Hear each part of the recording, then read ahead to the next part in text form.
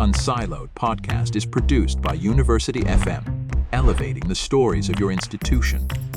Welcome to Unsiloed. This is Greg LeBlanc, and I'm here today with Marietje Schaake, who is at Stanford University in a couple different capacities. She is a fellow at the Cyber Policy Center and also a fellow at the Institute for Human-Centered AI, and also the author of this book here, The Tech Coup, How to Save Democracy from Silicon Valley. Welcome, Marietje. Thank you for having me.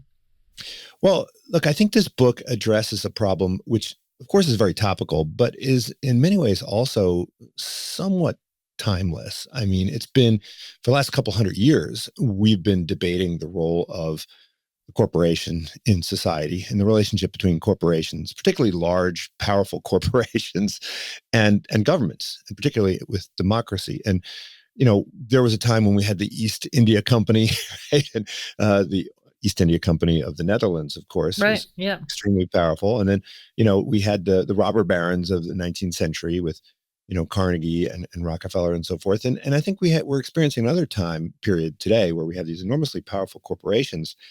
And it's particularly timely because, you know, it was just a few days ago at the inauguration where behind our newly reinstated president, we had standing right behind him the titans of industry. I mean, we had Jeff Bezos, we had Tim Cook, we had Sundar Pichai, we had Sergey Brin, right? These folks were right there on the podium. Elon Musk, of course, can't forget him. And I guess the question is, does this mean that these firms are now going to be held more accountable to democracy, or does this mean that democracy is even more captured, right, by the large corporations? So maybe we'll start with, I mean, you have experience in the European Parliament. There's clearly a difference between the Europeans and the way the Americans have been approaching the relationship between large tech companies and the government. But the title of your book, The Tech Coup, is suggesting that the government has more or less ceded authority that it should have to these private entities. So to what extent is this a new problem that we're presented with? And to what extent is this something that, you know, we've had to deal with ever since we've had capitalism and democracy? So I think it's a great question. And of course, the question of what is the appropriate role of corporations in society is old. But tech companies, the impact that technology has, the way in which tech companies know details about us, about the technology that no one in the public domain can know. So the information monopoly that they have on top of market monopolies, on top of, you know, enormous dependencies that we all have on them, because they are used for operating our governments. They are important for our national security, for our healthcare, our transportation. You know, it's hard to imagine any aspect of our lives, whether it's our kids or the elderly or everyone in between, where tech companies, platforms, devices don't play a critical role.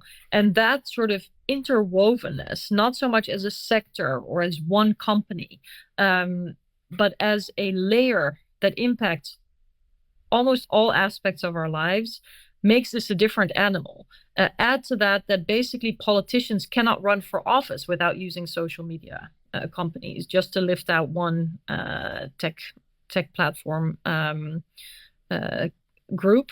And so, yes, we may have dealt with this in the past, but the challenges that are before us today are unique, especially in light of what you just sketched. You know, the embrace, synergy, honeymoon, whatever you want to call it, between the White House and all these tech billionaires is unprecedented. And indeed, it captures our democracy. There's no doubt about it. Of course, they're not going to be held to more account. They're going to try to bend the rules towards their own interests. And that's why they're sitting there.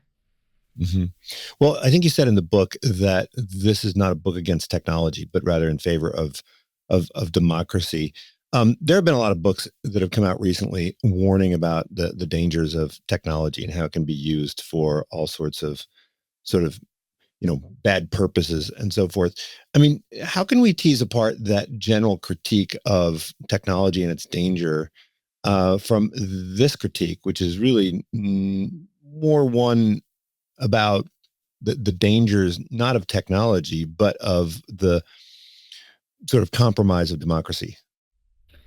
So in the tech coup, I look at the perverse incentives, the power hunger on the part of Silicon Valley companies, but I also am really critical of what leaders in the democratic world, notably in the United States, have not done to make sure that democracy is not disrupted. So Democrats and Republicans have put enormous faith in market forces, have had a laissez-faire, hands-off approach to tech companies, believing that this would not only lead to economic benefits, but also to societal and even democratic benefits, small d, so democracy benefits. And I'm afraid that they've really abdicated their responsibility. And the US is, of course, globally very influential with its strong tech sector. And then, add to that the approach by, government upon government to leave these companies to decide what was best, to pull them close to the US government. I mean, the dependencies in the defense sector, in daily operations of government, but also the US economy now on these tech companies is enormous. And so this is the power they've grabbed, is the power they've been given, essentially. But ultimately, it hurts democracy. It hurts the rule of law. It has geopolitical consequences, has consequences for civil liberties, for our national security. And we are seeing an acceleration of the tech coup happening right now because Donald Trump has rolled out the red carpet for Elon Musk, and then others have sort of folded as well. Well, I mean, did you have some kind of personal moment of clarity where you came to this position? Because I think in the book you talk about how, when you were in the European Parliament, I mean, you were one of the folks who was actually deeply interested in tech and understanding tech. And your point of view was, I mean, I think you shared some of the techno optimism that was common, say, Yeah. 10 years ago, right? Particularly in the wake of the Arab Spring. I mean, there was this belief that social media and technology was going to allow for more grassroots organization and, better mobilization of the public and Yep. informing people about issues and so forth. So what caused you to sort of change your mind? So I'm still excited about what technology means and can achieve. I'm increasingly, and that's the evolution of my own thinking that you'll see reflected in the book, concerned about the lack of deliberate governance from a democratic and rule of law perspective. So I think one can be perfectly excited about technology, but still worry that profit scaling, market capture, risk taking from a corporate point of view are just, too dominant, that there's too much corporate power without countervailing powers. And there were both, key moments that I saw this lack of deliberate governance from a democracy and public interest point of view play out. And the book is also a sum of the parts. So there are concerning aspects about the fact that corporations are now responsible for developing critical infrastructure without, clear rules around it. There are concerns about the fact that our information diet is curated by profit-driven incentives rather than public interest. We've seen how elections can be influenced. We see national security aspects. Companies are now engaged in offensive cyber operations without a clear set of rules around it, without accountability oftentimes. So all of these aspects, cybersecurity, disinformation, manipulation, geopolitical aspects are all very, very important. But if you add them up and look at it through the lens of power, then you see that these companies are really like octopuses with multiple tentacles. Each of these tentacles very, strong and significant. But if you add it up, then you see how it really becomes a web that's hard to untangle, and how different roles that these companies play also reinforce each other. Mhm. Well, you talk a bit about the intellectual history of the modern sort of technocracy, right? You talk about Tim Berners-Lee, right, and Vint Cerf and these guys, and these were sort of libertarians, and they had a really strong suspicion of government, um, and and of course, I think you would share their suspicion of government if you look at how, for instance, the governments of China and of Russia have utilized technology and so forth. But I think they would probably be equally suspicious of the U.S. government, right? Mm-hmm. I mean, should this? I mean, is there something misguided about this general suspicion of government? The failure to make distinctions between, let's say, the Chinese government and the U.S. government. And I guess the second question is, I think if we were to go back and talk to those folks, they would probably be, in some ways, in spite of the fact that they were free market libertarians, I think they would probably also be equally suspicious of large corporations. Did that what happened there? Why did they lose that sort of suspicion of large corporations? So, to begin with your first very important question, I think we should be skeptical of the abuse of power by anyone, whether it is the U.S. state, whether it's the Chinese Communist Party, or whether it is a tech company. But in our democratic societies, and that sets them apart, in day and night to authoritarian states, we have pathways of accountability. There are, ways to change the political course, to go to court, to get redress. There is, a press that will publish critical opinions and so on.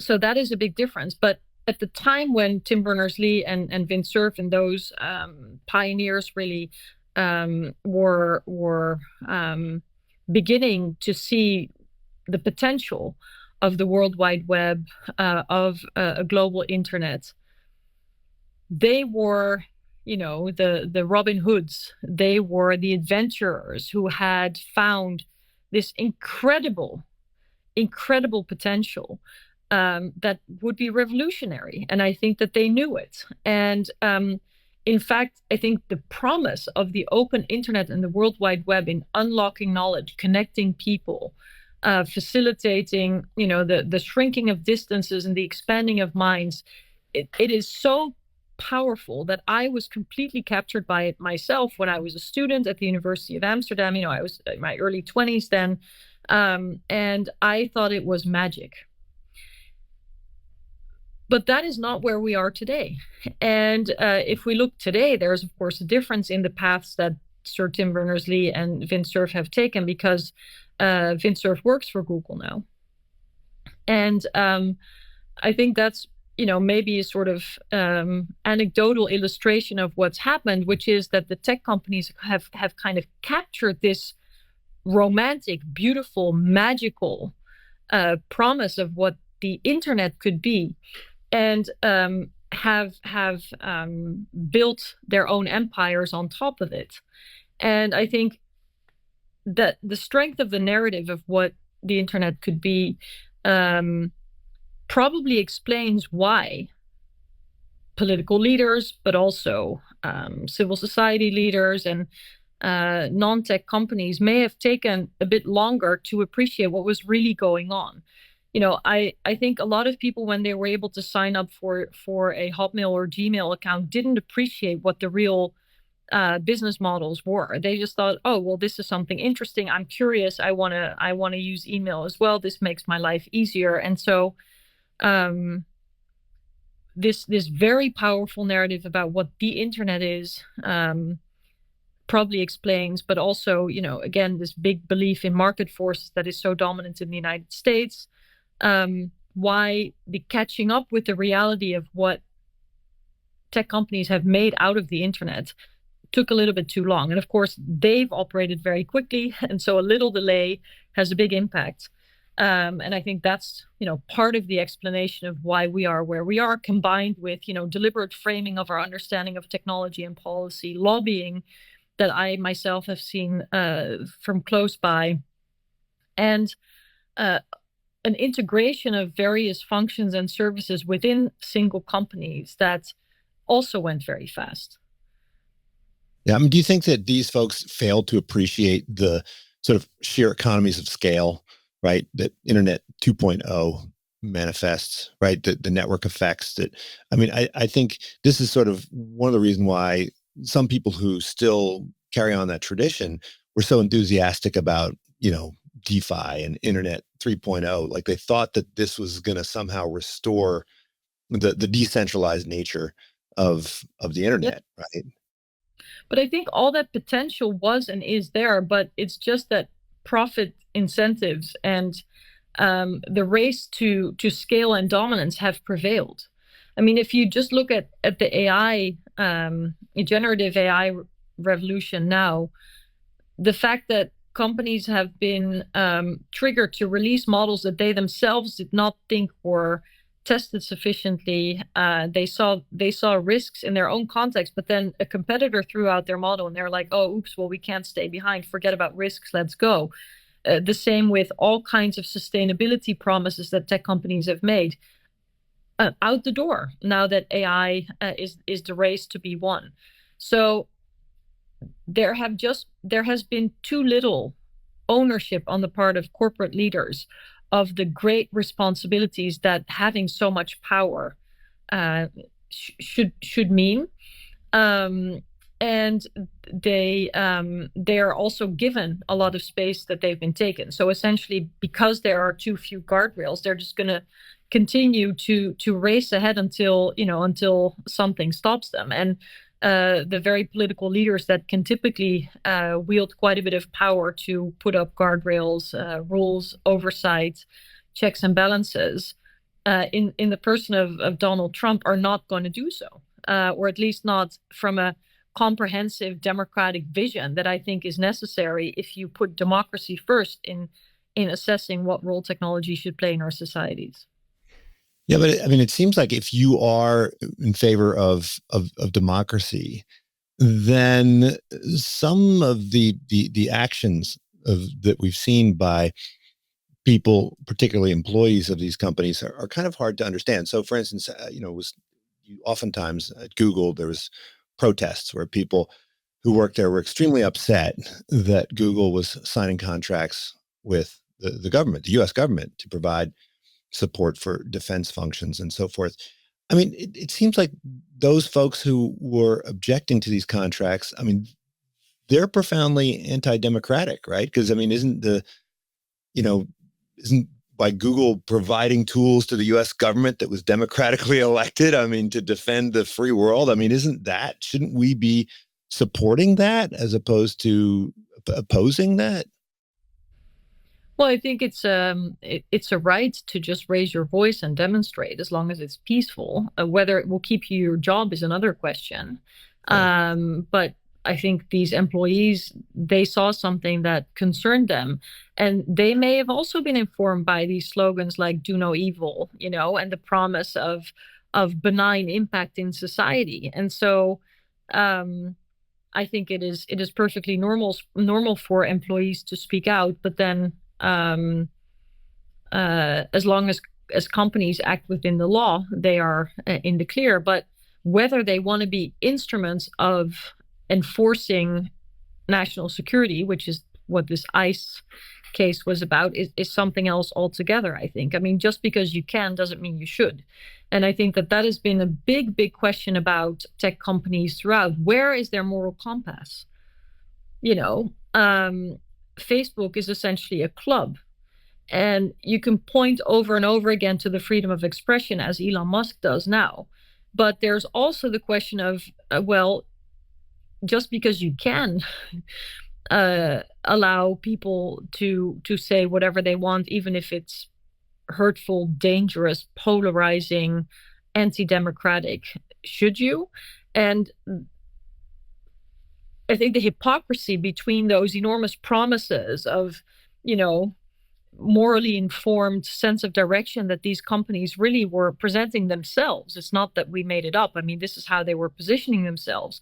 And then contrasted with the reality that, they grew into the choices that they made, sure, will also have a response. So the question is not only about rules, which I think is very important, or about facilitating alternative technologies through investment or procurement. It's also really about what moral choices are these leaders making. And I have to say, the crawling towards Donald Trump by these tech CEOs has been one of the, ugliest, but also dangerous manifestations of that cynicism that I have seen.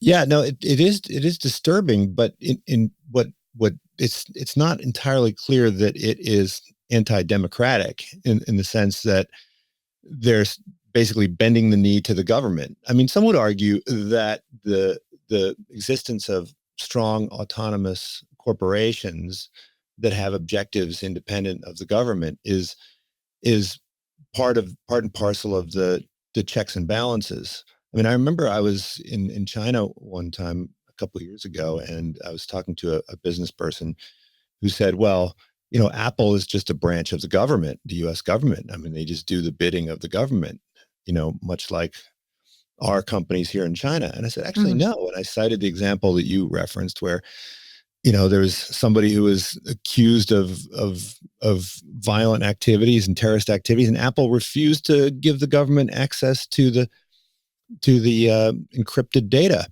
which would, of course, never happen in China, but happened in the US. And so some people would see that sort of defiance of the government as something which is supportive of democracy, and others would say, no, like you're Apple, you have to do what the government tells you, and that's what democracy is. I mean, it seems like there are alternative ways of thinking about democracy, which would result in support for different levels of a corporate autonomy. I agree, and I think if you strictly look at the notion of the rule of law should bind actors operating within it, then indeed the defiance by Apple is against that. This is true. But the way in which these companies are now trying to join up with the Trump administration, I think is something else altogether. One, because of the money involved. Two, because the conflict of interest. And three, because the multiple hats that a number of these people are wearing. So the fact that Elon Musk can both be a key advisor to the president, not have any formal role, operate his companies that have clear interests in contracts with the US government and regulatory questions, and is able to fund and support with his platform anti-establishment / far-right parties in Europe, where his businesses have significant interests. It's a combination of roles that is just it's not acceptable, I think, in a rule of law based system. But of course, we're dealing with a president who doesn't necessarily respect the institutions of democracy. We're dealing with business people who are now hoping that the regulation of their platforms becomes a trade war issue for the United States. We've heard the vice president, when he was still the candidate, question the United States' willingness to provide security guarantees for Europe should European lawmakers regulate another one of Elon Musk's companies. I mean, you have the US government doing the lobbying for the companies, I think that is very, very problematic, and certainly, won't improve the lives of the average American. It will probably improve the lives of the billionaires involved. But it's not like the US has not suffered from the harms of unregulated tech. I mean, the storming of the Capitol, which has now been cast in a different historic perspective, by the pardoning at the hands of this president, but that was a direct attack on the democratic process, and it was fueled by lies from the top, but also supported by disinformation that spread online that has just, allowed to go too rampant. I really hope not, but I think that we will see multiple crises, and they will not just be in the relationship between the U.S. and Europe. It will also be domestic challenges that will prop up from this, disruptive government and tech bro alliance. Well, I mean, a lot of the people who oppose regulation, their main concern is regulatory capture, right? And so I guess one question is, how can we establish a regulatory regime that is less vulnerable to capture? I mean, I remember back in the 80s, right? Microsoft had this belief that they didn't need to do any lobbying. They didn't need to have anybody in Washington. They were tech. They could do as they pleased. And then when the DOJ came after them, then they realized, oh, we need lobbyists, right? And of course, now the tech companies are the biggest lobbyists, right? In Washington, and are sending people all over the place to influence the government. I mean, and even within Silicon Valley, I think there is this division between the folks who are financing startups, who are deeply worried about regulatory capture by the established tech companies, sure, and the tech companies themselves. I think Mark Andreessen recently came out with this kind of conversion story about why he became a Trumpist, and he said he became a Trumpist because he thought that the Biden administration, with their AI regulation, was just going to entrench the big companies. Now, of course, it sounds to me like look at where we are, right? So, I mean, is there a type of regulation that is more vulnerable to capture by incumbents, and is there a way to set up the regulation so that it still enables new companies to get started? I mean, is this really an antitrust story that we're talking about? Also, I mean, that's really important, but I think, a number of the phenomena that lead to capture are legal in the United States, but the rest of the world would look to with lots of question marks, like political campaign financing of the kind, and through super PACs and what have you. Of the amounts that you see in the United States, it's unheard of in Europe, unheard of. And the revolving doors without many limitations, I think, is another one of those examples where people can just be hired straight out of congressional offices to work on the subject of the legislation of the member of Congress, and that's what tech companies do. They hire directly out of those offices. And so I think there are a lot of,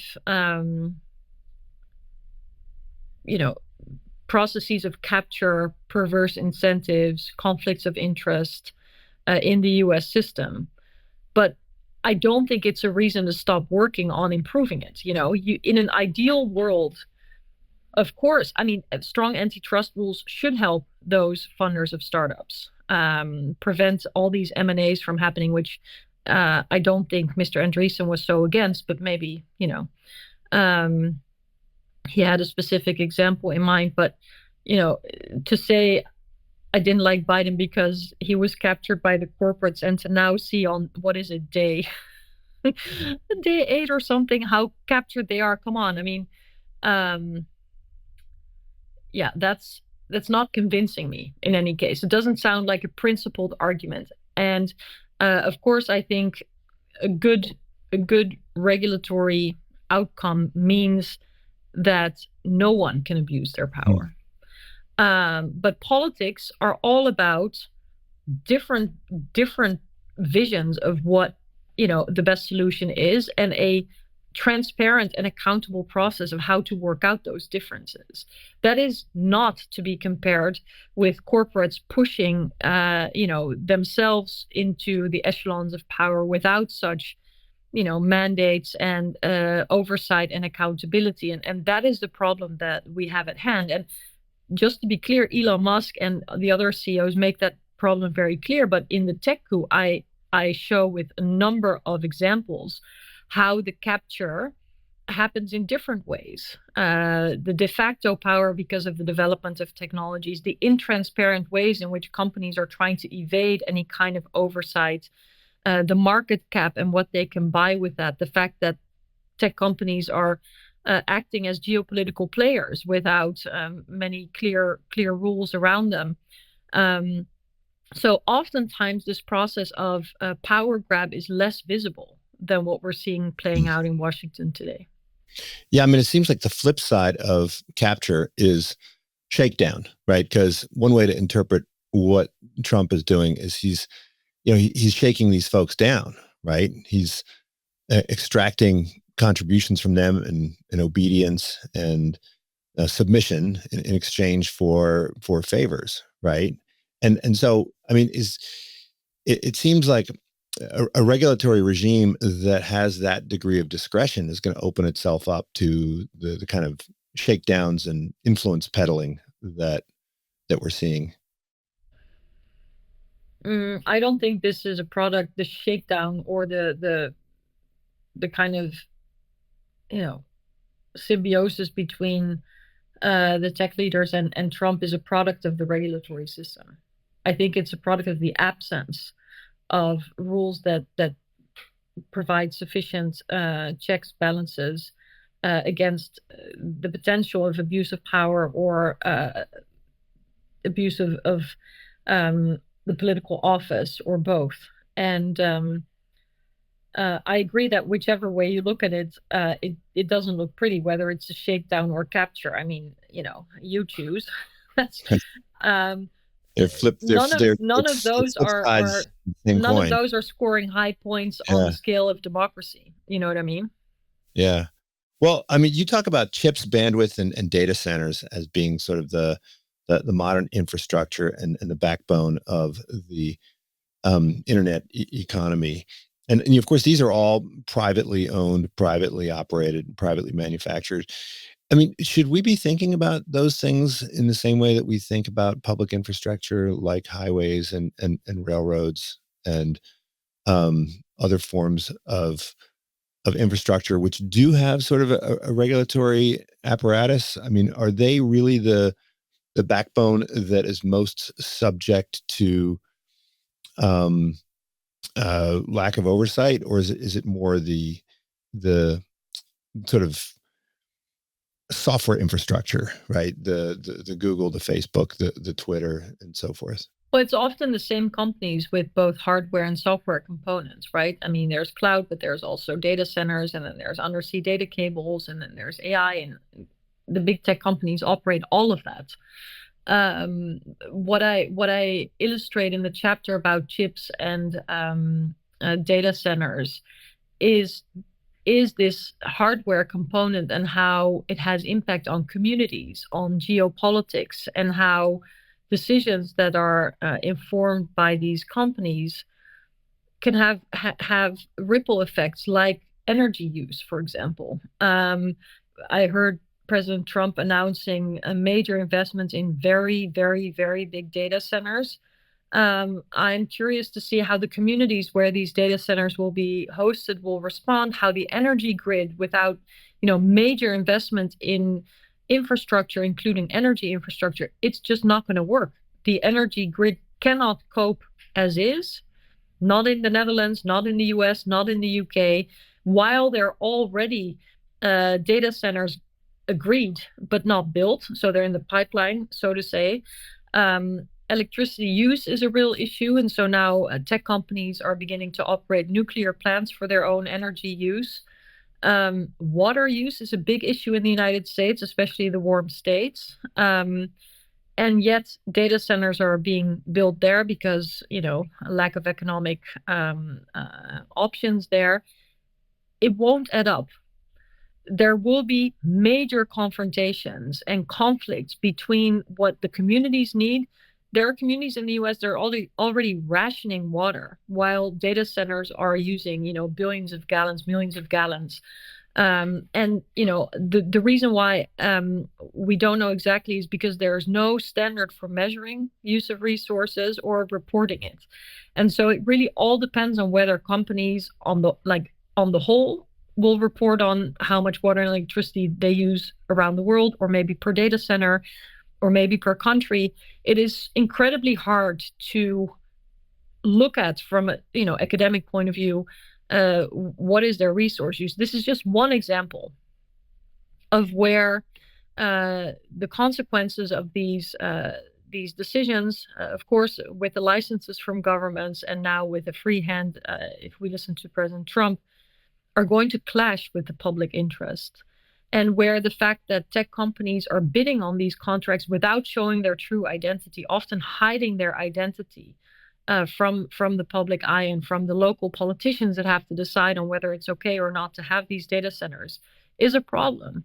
And so it's not just does the outsize and unaccountable power of these tech companies impact the rule of law as some kind of philosophical phenomenon. These are real confrontations and problems that are going to impact communities. They're going to lead to confrontations, maybe even violence. This will impact everybody. This is not an intellectual discussion. Mm-hmm. Well, look, a lot of people make a great deal of the contrast between the European and the American regulatory environment, and they both fans of the European and critics of the European regime. But I mean, it seems like I think those differences are somewhat exaggerated. I mean, the critics will say the reason why you don't have any European Googles is because there's all this regulation, and the fans are like, hey, we in Europe have figured this out. We've got GDPR. We understand the threat, and we have more accountability. I mean, to what extent are those differences exaggerated? Between the critics and the fans, I always say that the EU's biggest fans should be the regulation's biggest critics, because actually we need to be honest about what it is and what it isn't. And I think one of the problems is that a lot of the regulation that has been adopted in the EU has been oversold. GDPR being a key example. At some point, really, the answer to every question about technology in Europe was, but we have GDPR. Mm-hmm. Now, with a few years of hindsight, we can see that enforcement of GDPR was really, imperfect. That the fact that there was such a singular focus on the right to privacy, which is very important and understandably so from historic perspectives in Europe as well. We also needed to harmonize rules between all the different countries. So there were a lot of logic in there that doesn't translate to what it means for Silicon Valley, because in fact, that was not the most important driver. It also binds governments, for example, to not abuse access to data. But anyway, the singular focus on data protection probably overshadowed or blindsided Europeans on data as a resource for AI. Data in the collective sense, not just in the individual private personal data, but also in the collective sense. So I think there are lots of lessons, painful lessons, to be learned from GDPR. But having said that, is no reason not to move ahead, because there were very legitimate reasons from a fundamental rights perspective, from a good governance perspective, for the EU to take these steps. And I think being the first mover, whether it's in a market or in governance, will also mean you're the first learner of what works and doesn't work. And we shouldn't be afraid to move for fear of making a mistake. And I think if you look at the tech policy debate, it's easy to shoot down and criticize a legislative proposal. It's on the table. We know who to hold to account, and it changes the status quo. And so it's very easy to pick it apart for what it's not. But we're not equally critical of the status quo, and not doing something will also change the reality or sustain harms in ways that are have deep impact. So yes, I agree that there's a lot of criticism to go around about tech regulation, and now I've basically only touched about the GDPR. I could go on, but there's a legitimacy in the motivation and in the process for still taking these steps and learning as we go. Well, I mean, do you think that the folks in Europe are equally ignorant about technology? I mean, government legislators and so forth, as they are in the U.S. I mean, famously in the U.S., right? We've got these great TV footage of congressmen who can't figure out how to write emails and stuff. But you talk about how you were part of this group, nerds in Parliament. I mean, is it a problem that our lawmakers are so ignorant about tech? I mean, do we just have to wait for them to die off and get younger people, or is there something? I mean, in the U.S., almost all of our congressmen and women are lawyers. I don't think there's any, maybe a couple engineers in there, and so that means that they're reliant for their information about tech from basically whoever is lobbying them hardest, right? I mean, Yeah. is this a problem? Should we be thinking about how do we stock our legislature with more tech savvy people? Yes. So in the Tech Coup, I offer the suggestion of having a tech service, like there is a legal service in the US Congress that provides independent information to lawmakers, because indeed it's a challenge to keep up. I mean, I work on tech policy, it's hard work to understand the technology, keep up with whatever is happening in so much. So it's only natural that people who may have been elected because they're farmers, or because they were teachers, or because they were in a labor union, or because they were entrepreneurs, or because they used to be a mayor or a minister, don't know the latest about technology. And in fact, they don't know the latest about healthcare, about financial services, about education, all these things that they also have to vote about. So I think we generally need to step away from the idea that only the experts can talk about it. Having said that, of course, they need good information to make good laws. And I think such an independent group of experts can really help. But I'll tell you something that may sound surprising to an American ear. With a couple of Stanford colleagues, we organize a number of briefings for politicians. We actually really try to educate politicians about technology in ways that are accessible to them, meaning, the information is catered towards the policy process, and we create space for them to ask all the questions that may be out there. My colleagues who have been in Washington and on the Hill, numerous times, came to Brussels and were deeply impressed with the level of depth, the level of questions, the level of expertise. And so, look, there's a lot to learn from everyone, but the kinds of clips that get played over and over again are not really doing justice to the learning that has happened, and I think also to the role of staff, because staff are ultimately incredibly important, and members, I've been a member myself, will say stupid things, but then thankfully there are teams behind them that do the negotiations, that do the nitty-gritty work.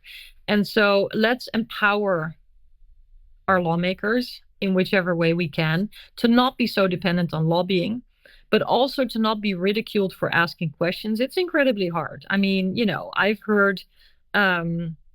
I've heard engineers who say they struggle to keep up. And yet we don't ask them questions about, like, how does our democracy work? Say more about the rule of law, because that would probably lead to some pretty hilarious clips as well. But that kind of, like, laughing about each other doesn't help us forward. Yeah, no, I mean, there's definitely a role, I think, for universities like Stanford to provide these kinds of policy education experiences. I mean, I know that I was affiliated with a school that thought that it would be good to educate judges and lawmakers about economics, right? And Right. so Perfect. Yes. presumably there's an equal demand for information about tech and tech policy and tech economics, right? Hmm. Hmm. Well, so the other question I had is, you talk a lot about national security, right? And there's a bit of concern about how much of our national security is dependent on private companies. Now, I mean, we've always relied on private companies, right? I mean, back in the Civil War, we got our guns from Remington, and during World War II, we got all of our jet engines from Ford and General Motors and Northrop Grumman and these companies. Is there something different about the use of companies like, say, Palantir to store and analyze all of this important national security data? Is this something that we should be more thoughtful about bringing in-house what makes this kind of outsourcing different from the kind of outsourcing that the military and national security have been doing forever? Yeah. So I think the difference with physical goods is that once a tank is produced, it's pretty hard for the company to then like run with it. Yeah. It's They're still an not they're not army. operating they're not operating it, right? I No, mean, and if they were to go rogue or to do something else with it, like it would be pretty obvious. Like, mhm. a physical tank moving is not invisible. And with data and tech and cyber security, cyber attacks, data analytics, it is much less visible, and often also because the contracts prevent transparency. So not only is it a process that is literally not visible only to the few that are, inside of the companies, but the products and contracts are also shielded from transparency and oversight, which is often typical for other contracts. So we've seen, I think it's called like no compete contracts. In other words, like closed bidding that basically is not even bidding, but like just the selection, the handpicking of a company like Palantir. And so if you're a journalist that wants to understand, why was this the best choice? And what are they doing with our public resources? It's incredibly hard to provide that oversight. And I've also heard examples of governments who, for example, in COVID, wanted to look at data of their own government in the context of the pandemic. And because some private data analytics companies had provided services, this data wasn't even accessible to the government anymore. And so you have questions of access, of ownership, of transparency of contracts. And I think that is facilitated by the invisible nature of a lot of this work. So, the fact that like the Dutch police services, on the one hand, politically, the parliament or the government had said our police services will not buy spyware or hacking tools from companies that will also sell to dubious clients. Well, this is generally, multi-interpretable phrase. But then journalists asked, are you using NSO Pegasus, especially after the Pegasus papers? Of course, this was a very hot topic. And then government wouldn't answer. And going back to the example of tanks, the government wouldn't be able to use tanks unnoticed, And so I think the transparency issue is the main issue there. And of course, also the deep impact of insights through data crunching and the decisions that may follow. I mean, I've also heard the CEO of Palantir saying that it's interesting to, as a company, be in a position to decide about life or death, such as in the case of identifying targets for drone attacks. I mean, that's an understatement, right? It's interesting. It's a huge responsibility that normally within a democratic society comes with a heavy mandate, with heavy oversight, heavy accountability. And we just don't see the equivalent thereof when it comes to tech companies. And, we mentioned Palantir now, but we might as well have mentioned Microsoft or some suite of cybersecurity companies that are all involved in very sensitive but not very transparent work. Well, I mean, we've seen a much more severe crackdown on these companies doing business with, say, Russia and China, right? And so there have been legislative decisions made to constrain the export of technology. I mean, does this sort of represent, I don't know, a trend towards making these companies more and more branches of the government to some extent, private branches of the government?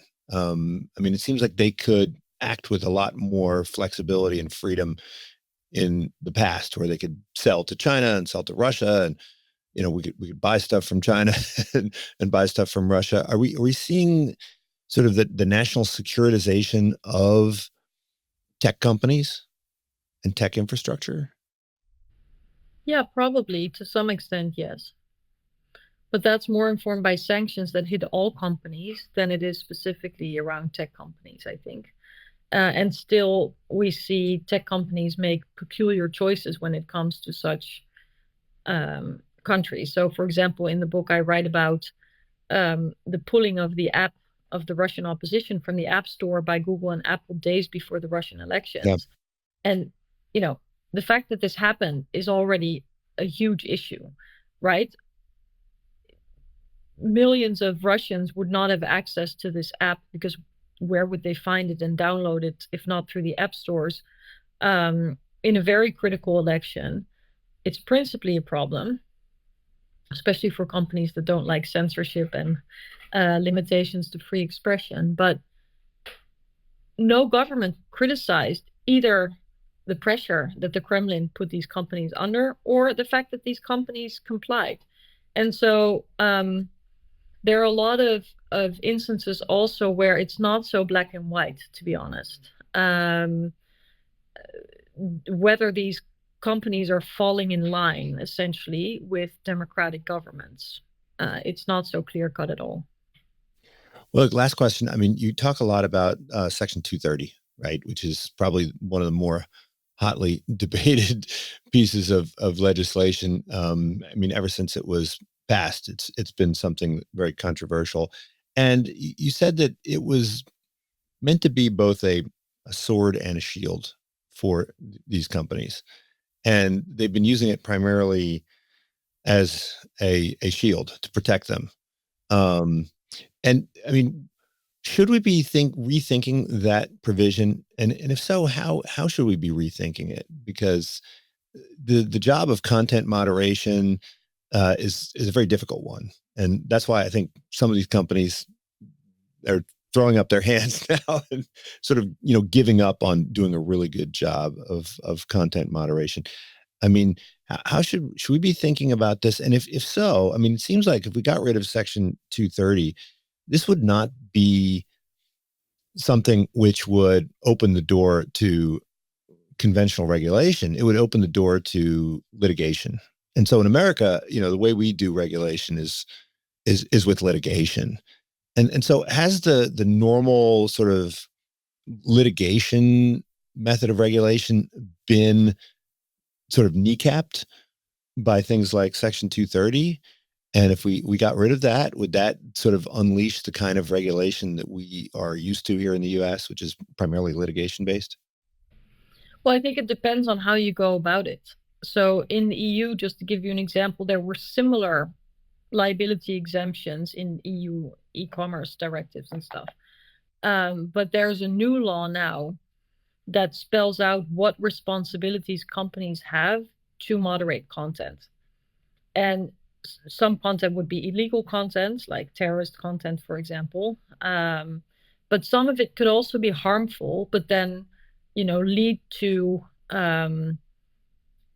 concerns for national security or public order or public health. So, for example, it's not illegal to say that drinking a certain tea protects you from being affected by COVID. But if a certain percentage of people are then going to buy this tea, which could be a fraud, or are not going to get a vaccine, which could be a public health issue, then new obligations to the platforms may kick in. We may now, unfortunately, see a real-life experiment in the United States where vaccines will become more controversial and children will probably get sick. And so then the question, publicly will become who is responsible for stopping lies from spreading about health. Now, with this administration, it's a different ballgame because the lies are coming from the top. But at some point, this pendulum may swing. And then the question may become, what's the responsibility of companies if they don't take it voluntarily? So that kind of explicit spelling out of what the companies could do will prevent, I think, court cases, because it will just be clear what their obligations are. And by the way, Section 230 has not prevented court cases. There was recently a teen who unfortunately took their own life because of a conversation with generative AI.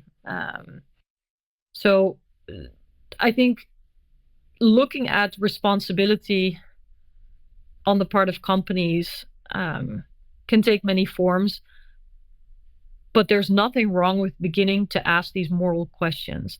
Just because you don't have to do something because of the law doesn't mean you shouldn't or you can't do it. I mean, they have a lot of freedom to curate information. And, why would you allow hateful, violent, deceptive information to go rampant? I mean, yeah, it's a question that these people have to answer for, but it's a question that we are perfectly entitled to ask. Well, I mean, it seems to me that these companies would love to have that kind of regulation because it would spell out exactly what they do. That's far better from their perspective than just opening up the door to litigation, because with litigation, you just never know how it's going to turn Right, out. right. That's what they're really afraid of. With respect to European style regulation with clear rules that also provide protections and exemptions, I mean, that's something I think that they would welcome long before they would welcome the chaos I of. would love to hear them saying it out loud. We want what Europe has, but they kind of came to it screaming and kicking. But it's the law of the land now. So Well, Marietje, thank you so much for joining me. The book is called The Tech Coup. I think it's selling like hotcakes, right? It's a very very very timely book, and I appreciate you writing it. So let's talk again soon. thank you for having me. That was great. Unsiloed podcast is produced by University FM, elevating the stories of your institution.